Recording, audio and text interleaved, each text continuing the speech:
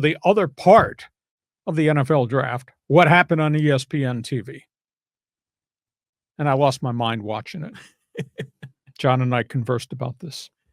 We're talking about Mel Kiper, ESPN, Shedeur Sanders. That first round, first day broadcast was like 3 hours of outrage on TV because Shedeur did not get chosen. Mel Kiper, he lost his mind on television. I think he lost all his credibility on TV. He questioned the integrity of scouts and of player personnel officials for not picking Shedeur Sanders. He ripped into the NFL over its overall evaluation of quarterbacks, who they took, who they didn't take, who succeeded, because he'd failed to mention all the failures at the top of the draft board. He denigrated scouts, and this is what really set me off. Scouts live in the video room. That's their whole life.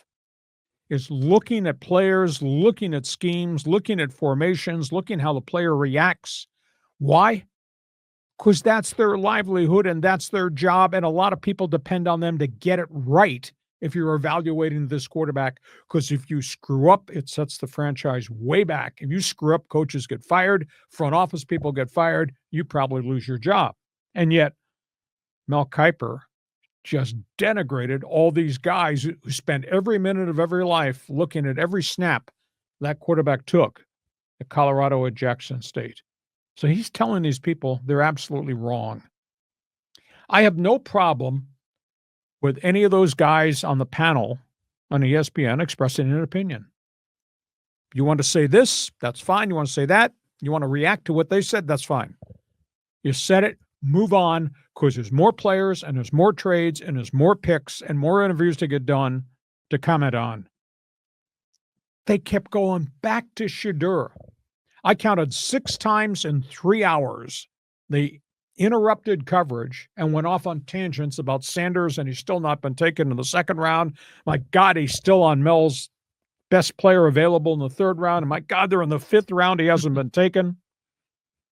He became a carnival barker. And it got worse as the thing went on. And I'm sorry, I've known Mel Kiper a long time, interviewed him a lot of times. He just crushed his credibility with all this freaking whining. I felt he and that panel took the oxygen out of the draft. And you know how bad it was, John?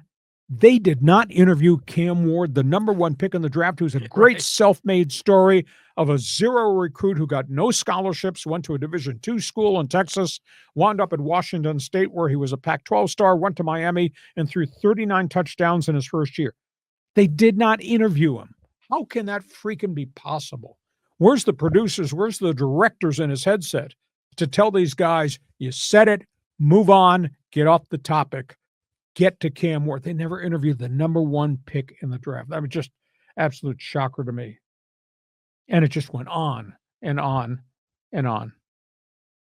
It drove me crazy, and I don't understand it. Now, I'm wondering, because after Thursday's debacle on TV, when they came back on Friday, they were more refined. And they were talking about the first round the day before, and they were talking about who was available here, da-da-da. I'm wondering if there was a come-to-Jesus meeting in that truck after that Thursday debacle in which they told these guys, you shut the bleep up about the Shedeur Sanders sales pitch and do the rest of your job, because it was unfair, I thought, to all these other kids. And I thought it tarnished the whole thing. Your reaction?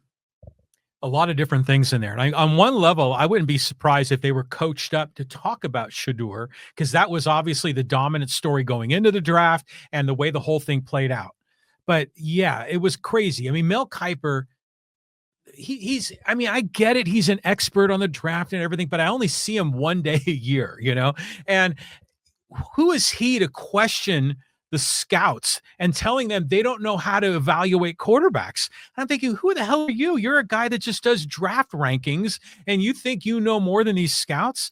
And then I thought there was another thing going on with Mel Kiper. Did you see there's a young man there that's like a young Mel Kiper? And I don't remember his name, but he's even got the hairstyle that looks like Mel Kiper. And I'm thinking Kiper maybe is feeling like he's losing relevance, and he needed to be kind of a little bit out there to try to prove that he's still the guy. But to your point, he ruined his credibility. And there have been incidents in previous drafts where he's gotten in arguments on that desk. Now, granted, what happened this weekend was probably the biggest of all of them. Sure. But I don't know. To me, Mel Kiper is a guy that it's like Jimmy the Greek, It's just like, move on.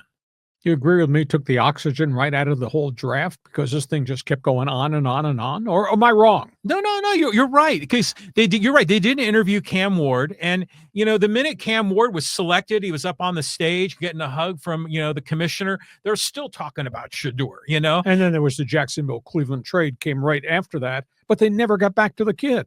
Yeah, so it just the whole thing was just like just Shedeur. And granted, that was a big story, but I think there's a lot of people that wanted to turn the story into something that it wasn't, like it was a race issue or something like that.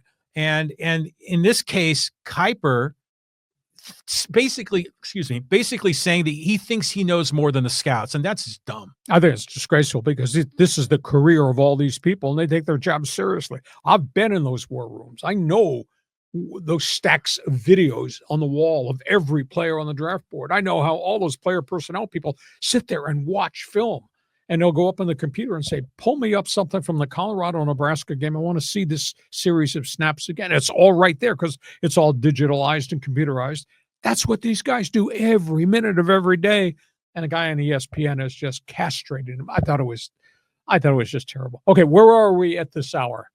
Shedeur Sanders is the fifth quarterback in the room now with the Cleveland Browns. They got a mixed bag, as John and I talked about. All walks of life. They got a pros pro in Joe Flacco. They got a failed high pick in Kenny Pickett, who's going to try to resuscitate his Cleveland career. They got all the troubles on and off the field and the injury factor now with Deshaun Watson. Then they got the rookie Dillon Gabriel from Oregon, who's a systems quarterback, but had great success at the three places that he played. And now you add into this equation, here comes Shedeur Sanders. He's going to a team that's got a good head coach. Kevin Stefanski, real smart guy in terms of offense, in terms of quarterbacks, good idea, man. The distractions, all things Coach Prime, Colorado, Shedeur, over. The distractions end. The videographer who travels with him all the time while they're at practice, in meetings, shooting all those documentary stuff, while he's clubbing with the fellas and the girls, gone. What the Browns are going to do, there'll be no luxury cars, there'll be no bling, there'll be no babes. This all ends in Cleveland. Browns lock down the facility, very limited access to him. They'll close practices. It'll be all football all the time. Now, if he wants to go to the flats where all the nightclubs are in Cleveland on his off hours, he'll go to the flats, I'm sure. But in terms of the entourage that was all part of everything that was at Colorado under Neon Deion, that ends. They own him now. He is a Cleveland Brown. He does not belong to Deion Sanders anymore. Now, we'll find out where his strengths are, where the weaknesses are, what they can mold him. They got 3 preseason games. I am sure that Flacco and Pickett will play very sparingly. I think you'll see a heavy dose of Dillon Gabriel and Shedeur Sanders, but his whole world has changed effective immediately. Reaction? No bling, no babes. You were saying, return the Rolexes, return the Rolls Royces, man. Now, you can't control his off the field, out of the facility behavior. He's still going to be Shedeur. He's still Coach Prime's son. So I think what's going to happen at Cleveland is I'll bet you Kenny Pickett is the one that gets cut, because they probably picked Pickett thinking they weren't sure who was going to back up Flacco, or maybe they thought of him as a backup in the first place. And then suddenly they thought, they thought more, maybe this Dillon Gabriel kid might be good because he has had a great track record. Yeah. And then suddenly Shedeur sort of falls in their lap in the 5th round, and they figure, well, what the hell? And let's just kind of, throw them all out and see which quarterback sticks on the wall like spaghetti. Isn't it intriguing, though, that 2 of the teams that desperately needed quarterbacks, Cleveland bypassed him 5 times when he was on the board. Pittsburgh went 4 rounds, didn't even draft him. That's amazing from 2 teams that are desperate for quarterbacks. Well, what does it say about Shedeur? Well, yeah, but I think it says a lot about the franchises too. I mean, Pittsburgh doesn't want any of that BS. I mean, they drafted Will Howard, because they just wanted kind of a steady Eddie guy. Cleveland is just desperate, to be relevant, to be something.